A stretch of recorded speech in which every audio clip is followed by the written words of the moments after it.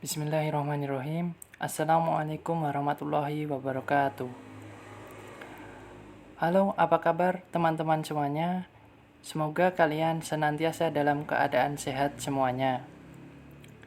Di sini kami dari kelompok 3 yang beranggotakan saya, Novianto Wahyu Jati Nugroho, yang kedua, Nada Fitri Nur Hidayah, dan yang ketiga, Dwi Novitasari, akan mempresentasikan materi tentang kepuasan kerja, stres, dan disiplin.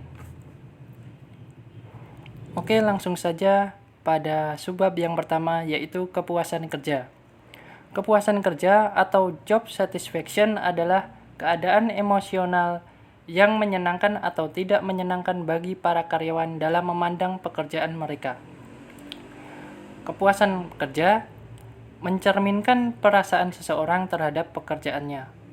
Di sini, Departemen Personalia harus senantiasa memonitoring atau mengontrol kepuasan kerja para karyawan, karena hal itu akan memengaruhi tingkat absensi, perputaran tenaga kerja, semangat kerja, dan keluhan serta masalah personalia lainnya. Nah, di sini terdapat gambar tentang pengaruh fungsi personalia terhadap kepuasan kerja para karyawan. Pengaruh fungsi personalia dibagi menjadi dua, secara langsung dan secara tidak langsung. Pengaruh fungsi personalia secara langsung dapat berupa program latihan dan pengembangan konseling pada karyawan. Lalu, pengaruh fungsi personalia yang secara tidak langsung itu berupa kebijaksanaan dan praktek personalia.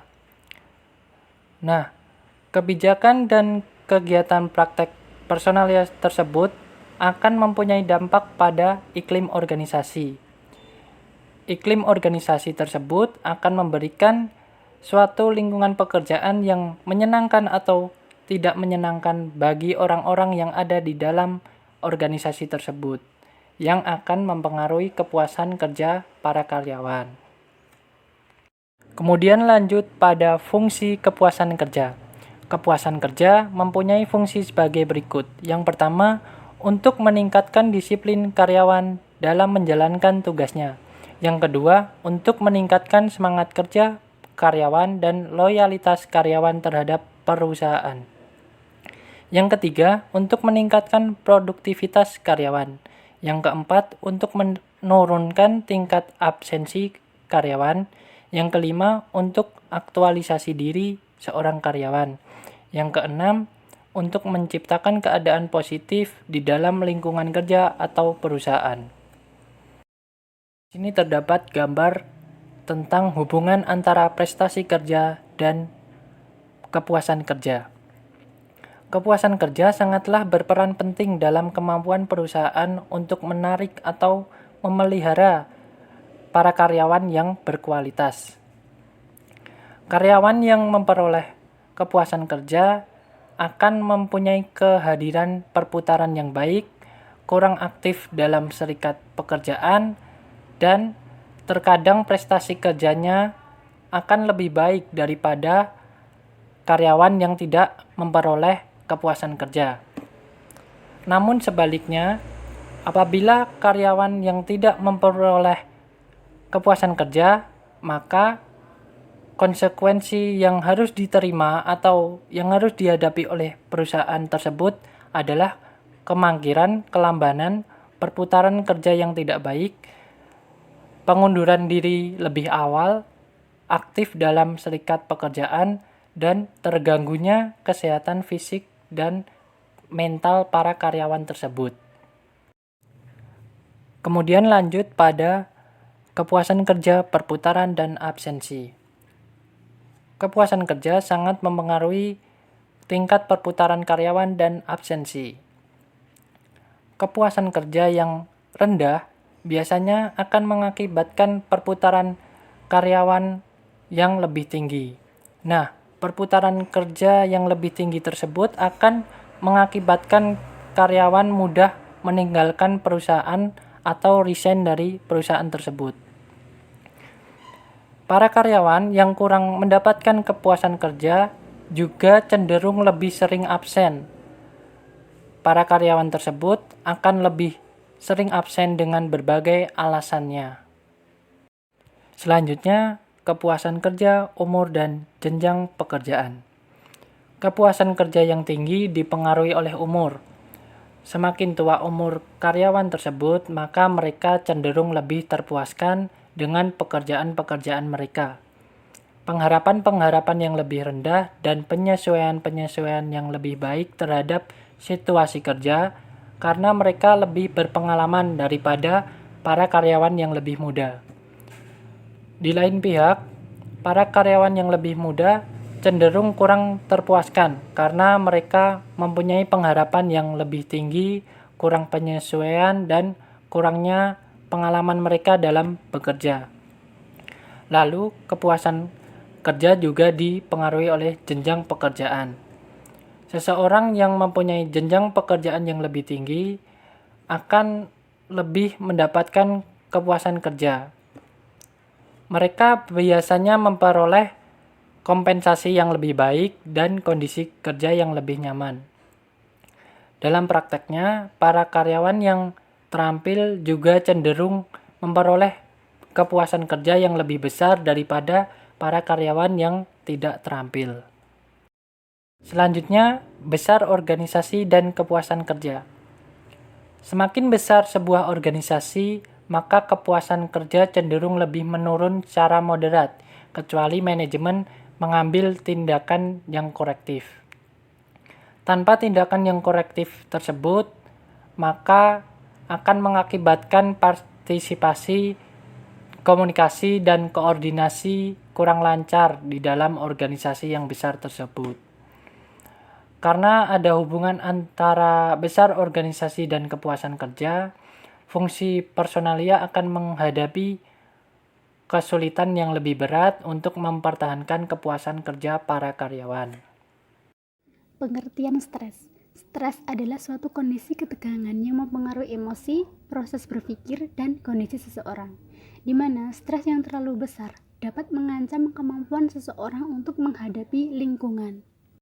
Sebagai hasilnya, pada diri karyawan berkembang berbagai macam gejala stres yang dapat mempengaruhi pelaksanaan kerja mereka. Gejala-gejala ini menyangkut baik kesehatan fisik maupun kesehatan mental atau psikisnya. Gejala-gejala yang ditimbulkan yaitu orang-orang yang mengalami stres bisa menjadi nervous dan merasakan kekhawatiran kronis. Mereka sering menjadi mudah marah dan agresif, tidak dapat rileks, atau menunjukkan sikap yang tidak kooperatif. Lebih lanjutnya, mereka melarikan diri dengan minum alkohol, minum keras, minuman keras, dan atau merokok secara berlebihan. Di samping itu, mereka bahkan bisa terkena berbagai penyakit fisik, seperti masalah pencernaan dan atau tekanan darah tinggi, serta sulit tidur. Kondisi-kondisi tersebut meskipun dapat juga terjadi karena penyebab-penyebab lain, tetapi pada umumnya hal itu merupakan gejala-gejala stres. Selanjutnya yaitu penyebab-penyebab stres. Kondisi-kondisi yang cenderung menyebabkan stres disebut stressors. Meskipun stres dapat diakibatkan hanya satu stressors, biasanya karyawan mengalami stres karena kombinasi stressors. Ada dua kategori penyebab stres, yaitu on the job stres di pekerjaan dan off the job stres di luar pekerjaan. Di sini ada kondisi-kondisi kerja di dalam pekerjaan atau on the job. Yang pertama yaitu beban kerja yang berlebihan, yang kedua tekanan atau desakan waktu, yang ketiga kualitas supervisi yang jelek, yang keempat iklim politis yang tidak aman, yang kelima umpan balik tentang pelaksanaan kerja yang tidak memadai, yang keenam wewenang yang tidak mencukupi untuk melaksanakan tanggung jawab, yang ketujuh untuk kemenduaan peranan atau role ambiguity, yang kedelapan ada frustasi, yang sembilan konflik antar pribadi dan antar kelompok, yang ke-10 perbedaan antara nilai-nilai perusahaan dan karyawan, yang terakhir yaitu berbagai bentuk perubahan. Selanjutnya, stres karyawan juga bisa disebabkan masalah-masalah yang terjadi di luar perusahaan atau disebut dengan off the job. Antaranya yaitu yang pertama kekhawatiran finansial, yang kedua masalah-masalah yang bersangkutan dengan anak, yang ketiga masalah-masalah fisik, yang keempat masalah-masalah perkawinan, misalnya perceraian, kemudian yang kelima perubahan-perubahan yang terjadi di tempat tinggalnya, yang keenam masalah-masalah pribadi lainnya seperti kematian sanak saudaranya. Departemen Personalia perlu secara khusus memperhatikan on the job dan off the job itu dengan kebijaksanaan personalia, konseling, dan program-program lainnya. Selanjutnya yaitu stres dan prestasi kerja. Stres dapat sangat membantu atau fungsional, tetapi juga dapat berperan salah atau disfungsional atau merusak prestasi kerja. Secara sederhana, hal ini berarti bahwa stres mempunyai potensi untuk mendorong atau mengganggu pelaksanaan kerja, tergantung seberapa besar tingkat stres itu sendiri.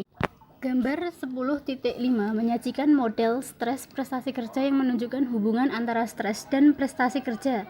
Bila tidak ada stres, tantangan-tantangan kerja juga tidak ada, dan prestasi kerja juga cenderung rendah. Sejalan dengan meningkatnya stres, prestasi kerja cenderung naik karena stres membantu karyawan untuk mengerahkan segala sumber daya dalam memenuhi berbagai persyaratan atau kebutuhan kerja. Dan apabila stres telah mencapai puncak yang dicerminkan kemampuan melaksanakan kerja harian karyawan, maka stres tambah akan cenderung tidak menghasilkan perbaikan prestasi kerja. Akibatnya paling ekstrim adalah prestasi kerja menjadi nol, karena karyawan menjadi sakit dan tidak kuat bekerja lagi, putus asa, keluar atau melarikan diri dari pekerjaan dan mungkin diberhentikan. Selanjutnya, reaksi terhadap stres. Orang-orang mempunyai toleransi yang berbeda terhadap berbagai situasi stres. Banyak orang mudah sedih hanya karena peristiwa ringan. Di lain pihak, banyak orang lain yang dingin dan tenang atau kalem, terutama karena mereka mempunyai kepercayaan diri atas kemampuannya untuk menghadapi stres itu sendiri. Berdasarkan reaksi terhadap situasi stres, kita dapat membedakan dua tipe orang, yaitu tipe A dan tipe B, di mana orang-orang yang tipe A adalah mereka yang agresif dan kompetitif, menetapkan standar-standar tinggi, meletakkan diri mereka di bawah tekanan waktu yang acak atau konstan. Mereka bahkan masih giat dalam kegiatan-kegiatan olahraga yang berinteraksi dan kegiatan-kegiatan sosial kemasyarakatan. Mereka sering tidak menyadari bahwa banyak tekanan yang mereka rasakan, salah satunya disebabkan oleh perbuatannya sendiri daripada lingkungan mereka. Karena mereka merasakan tingkat stres yang acak, mereka lebih cenderung mengalami gangguan-gangguan fisik akibat stres seperti serangan jantung, penyakit liver, dan lain sebagainya. Sedangkan orang-orang tipe B adalah lebih rileks dan tidak suka menghadapi masalah atau easy going. Mereka menerima situasi-situasi yang ada dan bekerja di dalamnya, serta tidak senang bersaing. Mereka terutama rileks dalam kaitannya dengan tekanan waktu, sehingga mereka lebih kecil kemungkinannya untuk menghadapi masalah-masalah yang berhubungan dengan stres. Kemudian kegiatan-kegiatan personalia untuk mengurangi stres. Cara terbaik untuk mengurangi stres adalah dengan menangani penyebab-penyebabnya. Sebagai contoh, Departemen Personalia dapat membantu karyawan untuk mengurangi stres dengan memindahkan atau mentransfer ke pekerjaan lain, mengganti penyelia yang berbeda, dan menyediakan lingkungan kerja yang baru. Latihan dan pengembangan karir dapat diberikan untuk membuat karyawan mampu melaksanakan pekerjaan baru. Cara lain untuk mengurangi stres adalah dengan merancang kembali pekerjaan-pekerjaan sehingga para karyawan mempunyai pilihan keputusan lebih banyak dan wewenang untuk melaksanakan tanggung jawab mereka.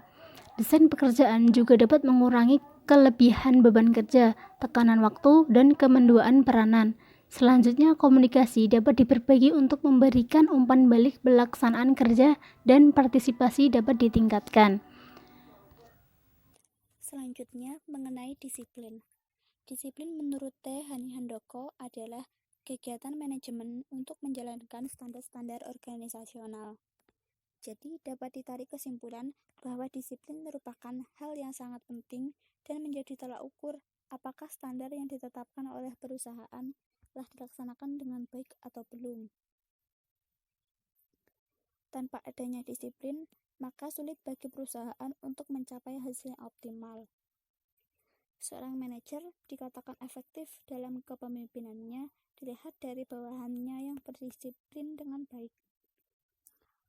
Kedisiplinan didasarkan pada kesadaran dan kesediaan seorang karyawan untuk menaati standar-standar yang telah ditetapkan oleh perusahaan. Selanjutnya, macam-macam disiplin. Yang pertama, disiplin preventif. Disiplin preventif dilaksanakan untuk mendorong para karyawan agar mengikuti berbagai standar dan aturan sehingga dapat mencegah penyelewengan atau pelanggaran. Sasaran pokoknya untuk mendorong disiplin diri antar karyawan sehingga mereka dapat menjaga disiplin dengan tanpa paksaan dari manajer. Karyawan perlu mengetahui atau diharuskan mengetahui standar yang telah ditetapkan oleh karyawan agar mereka tidak salah arah atau terkesan eratik, tidak menentu. Yang kedua, disiplin korektif. Disiplin korektif merupakan kegiatan yang diambil untuk menangani pelanggaran terhadap aturan yang mencoba untuk menghindari pelanggaran lebih lanjut. Disiplin korektif dilakukan setelah terjadinya pelanggaran peraturan. Tindakan ini dimaksudkan untuk mencegah timbulnya pelanggaran lebih lanjut dan mencegah pelanggaran di masa yang akan datang. Kegiatan korektif disebut tindakan pendisiplinan yang berupa skorsing atau peringatan. Seharusnya sasaran disiplin korektif adalah positif, yang bersifat mendidik dan mengoreksi, bukan untuk menjatuhkan karyawan yang berbuat salah. Sasaran kegiatan korektif adalah yang pertama, memperbaiki pelanggar. Nah, disiplin korektif itu memperbaiki karyawan yang melakukan pelanggaran terhadap standar atau aturan yang berlaku dalam perusahaan. Yang kedua, untuk menghalangi para karyawan lain untuk melakukan pelanggaran yang serupa. Yang dimaksudkan dalam hal ini adalah untuk memberi efek jera agar yang lain itu tidak melakukan pelanggaran yang serupa. Yang ketiga, untuk menjaga standar kelompok tetap konsisten dan efektif.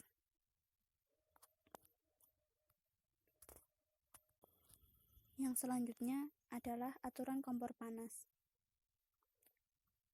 Aturan kompor panas menyatakan bahwa tindakan pendisiplinan mempunyai ciri yang sama dengan hukum yang diterima seseorang karena menyentuh kompor panas. Dianalogikan sebagai pelanggaran yang melanggar disiplin perusahaan dengan menyentuh kompor panas. Karakteristik kompor panas adalah peringatan, segera, konsisten, dan tidak bersifat pribadi atau impersonal. Yang pertama adalah peringatan. Peringatan merupakan pemberian pengumuman atau sosialisasi mengenai peraturan-peraturan yang berlaku di perusahaan kepada semua karyawan, agar mereka tidak melanggar aturan tersebut. Dianalogikan sebagai siapa yang diberi peringatan untuk tidak menyentuh kompor panas, semestinya dia tidak akan berani menyentuhnya. Yang kedua, segera. Disiplin hendaknya dilakukan secepat mungkin agar memperkecil kemungkinan pelanggaran atau penyelewengan sejenis di waktu yang akan datang. Dianalogikan pada saat orang menyentuh kompor panas, segera merasakan panas pada kulit yang menyentuh kompor panas tersebut. Yang selanjutnya, disiplin harus dilakukan secara konsisten. Karena konsisten merupakan bagian penting dari keadilan.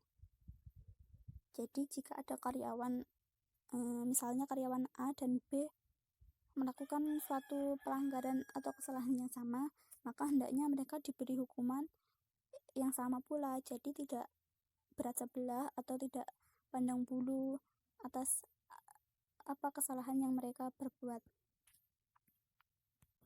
Kurangnya konsistensi akan menyebabkan perasaan tidak adil dan merasa didiskriminasikan. Seperti kompor panas yang menyebabkan luka bakar bagi semua orang, tidak pandang bulu baik itu tua, muda, laki-laki maupun perempuan. Jadi hendaknya pendisiplinan itu dilakukan tidak secara subjektif atau perasaan suka maupun tidak suka kepada karyawan, tetapi dilaksanakan secara objektif kepada karyawan tanpa pandang bulu. Yang selanjutnya, disiplin yang efektif adalah disiplin yang menghukum karyawan karena perbuatannya, bukan menyalahkan karyawan sebagai orang. Siapapun yang melakukan kesalahan mendapat hukuman tanpa pandang bulu, tanpa melihat siapa yang melakukannya dan apa jabatannya.